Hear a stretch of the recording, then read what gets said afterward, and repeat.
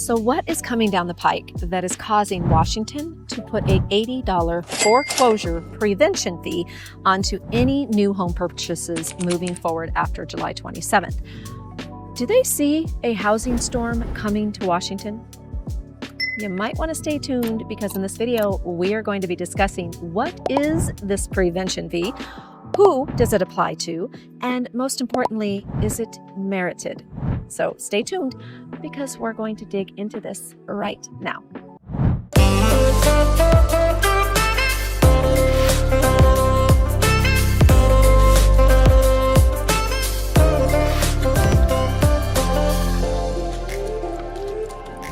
Hi, I'm Shastine, your host and local real estate agent here in Southwest Washington.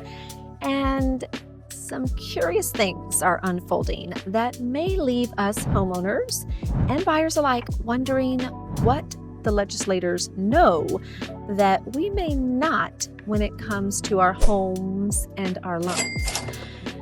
Well, this is all stirring around the most recent law that will be going into effect as of July 27th of this year.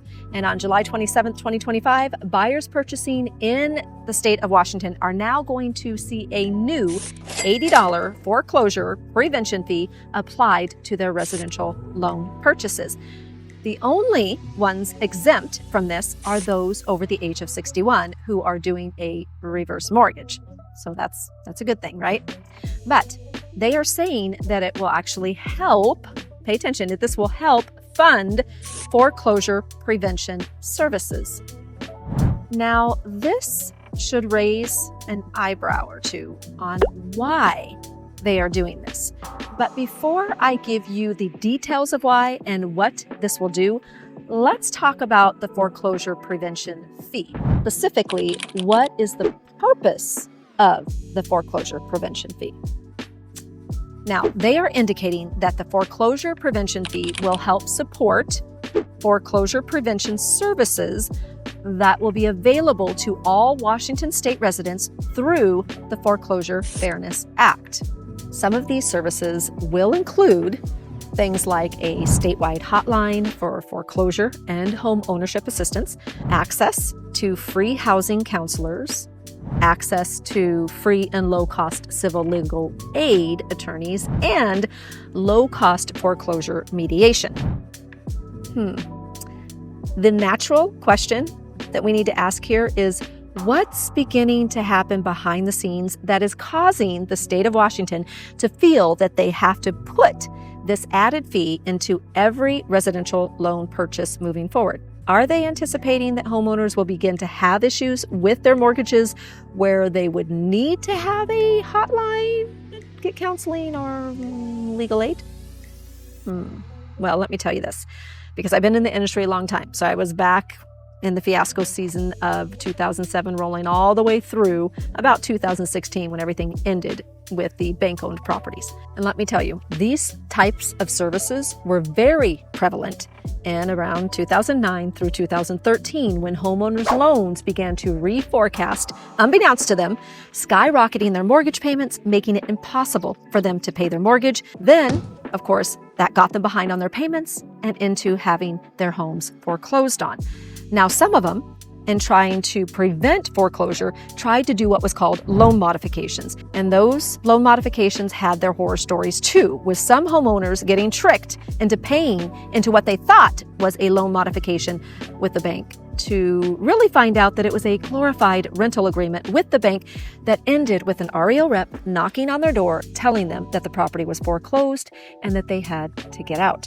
What would happen, some of these foreclosure properties would resurface back into the open market as a bank-owned property, where that bank would be selling it to homeowners or investors who might be buying them either bulk or individually. Now, as you can imagine, people were needing legal advice, and this preventative foreclosure fee, well, that's what they needed back then, and that's what Washington is starting to prep for, that they think that we would need to gear up on for the future. So even though they're instituting this, obviously, what I want to stress here is that, yes, it's good that they're putting these things in place, Also, you need to talk to a real estate agent that can kind of explain some of the things that you need to be aware of so that you can make a good decision on whether you're going to do modification or short sale.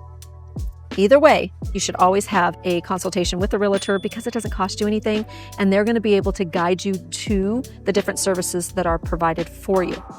But let's continue on with the next point I want to make. It takes me back to that question, why would Washington need to begin to line the pockets for these types of services?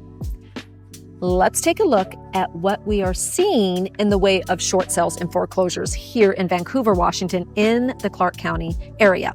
Now, first of all, according to Realty Track, from September 2023 to September 2024, there was a 6.6% decline in pre-foreclosures filed here in the state of Washington, which is really good, right? But what is going on here locally in Clark County, Southwest Washington, Vancouver, Camas, Ridgefield, Battleground, all those areas, Clark County, as of right now in 2025. So here in our area, we had 20 total properties that were either a short sale or a bank-owned property that was listed and sold in 2024. But as of July 2025, we have already had 5 active short sales currently listed and 13 bank-owned properties, giving us a total of 18 already sold. I'm starting to wonder if we're going to start seeing more short sales and foreclosures due to 2 factors.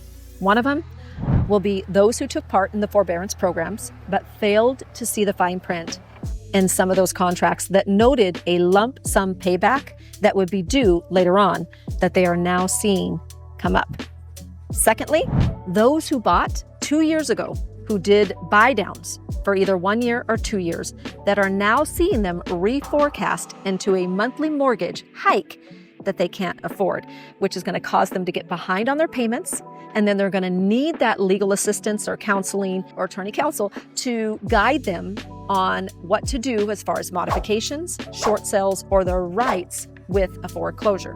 If this is you or somebody that you know where your mortgage has automatically reforecasted and now it's jumping from $2,800 to $3,500 or $4,000 and you cannot make the payment, this is where it's going to be really important. First and foremost, contact a real estate agent like myself, or if you have one that is familiar with short sales, loan modifications, how banks work, so that they can advise you on what to expect, the steps involved, and more importantly, do you have enough equity to maybe sell for a marginal profit, or if anything, at least break even and be able to cut ties with that home and be able to buy a home down the line in the future when things get a little bit better, right? And so this was a lot of information that I covered today. Especially this topic and maybe some signs about what's coming, but I hope that you found it helpful. And until next time, I hope you have a great home buying and selling day.